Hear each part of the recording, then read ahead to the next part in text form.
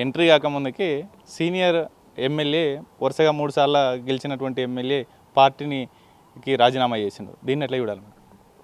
చూడు, ఇది అధ్యక్షుల వారితో సంబంధం లేదు. ఒక అధ్యక్షుడు ఎట్లా లోపలికి వస్తాడంటే అధిష్టానం నిర్ణయిస్తే ఒక కొత్త అధ్యక్షుడు తయారవుతాడు. అర్థమైందా? పార్టీలో ఆయన మరి 3 సార్లు ఎమ్మెల్యేగా గెలిచిండు. ఆయనకు చెప్పేంతటి దాన్ని నేను కాదు. అర్థమైందా నాయన? కానీ 3 సార్లు ఎమ్మెల్యేగా నన్ను నెగ్గించుకున్న పార్టీ, ఒక కార్యకర్తలు అనే టీం ఇచ్చిన పార్టీ, ఏ ఉనికి లేని రాజాసింగ్కి ఈరోజు ఒక హిందుత్వవాది అని ఒక ప్లాట్ఫామ్ ఇచ్చింది, అంటే ఒక స్టేజ్ ఇచ్చింది. అది లేకపోతే రాజాసింగ్ గారు ఎవరికన్నా తెలుసా? తెలియదు కదా.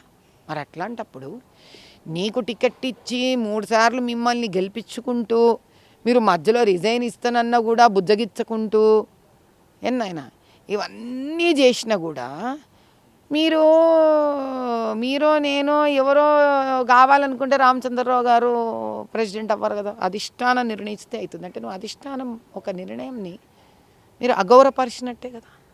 అది తప్పు కదా. అధిష్టానం నిర్ణయమే తీసుకోవాల్సి వస్తే ఈ ఎన్నికల ప్రక్రియ ఎందుకు? పార్టీయే ఒక నేమ్ని డిసైడ్ చేసి రాష్ట్రానికి పంపించవచ్చుగా. ఎన్నికల ప్రక్రియను అవమానిస్తూ ఉన్నారు. క్షేత్రస్థాయిలో ఉన్నటువంటి కార్యకర్త ఎవరిని ఎన్నుకోవాలి అనేది కూడా డిసైడ్ చేయాలి, కానీ అధిష్టానం కాదు అనేది రాజాసింగ్ రాజీనామా ముందు చెప్పినటువంటి మాట. అవును ఆయన. ఇప్పుడు రాజాసింగ్ గారు చాలా పెద్ద మనిషిగా చెప్తున్నారు ఈ మాట. ఇప్పుడు రాజాసింగ్ గారు చెప్పిందంతా నిజమే అని ఎందుకు నమ్మాలి? ఫస్ట్ ఆఫ్ ఆల్ మీకేదో బాధ కలిగింది, ఆ బాధకు మీరు ఉన్నది లేనిదాన్ని కలిపి మాట్లాడుతున్నారని నేను అనుకోవచ్చు కదా.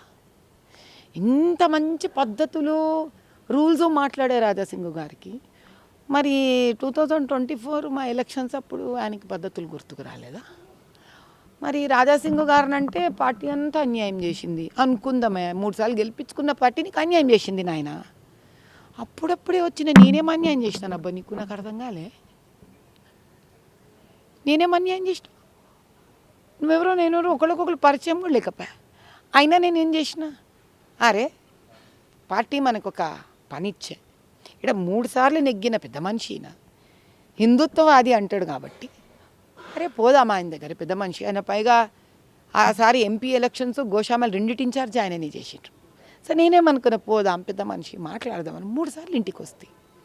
అంతకుముందు 2023లో దేశం కనుక్కుంటూ సీతారాం బాగ్లో